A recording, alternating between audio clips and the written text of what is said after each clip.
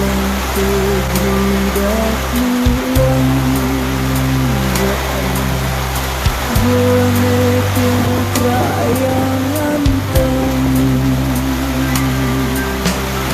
anjing ngombeng renung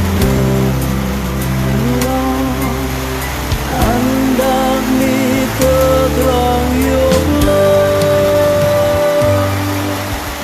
đừng quanh tergerak milang rõ tin giờ nào andak mila yong dương yong lăng hút đi từ tình mơ nan đừng yang Yesus đừng quên tergerak milang mắt lăng dưới lòng nắng áo đen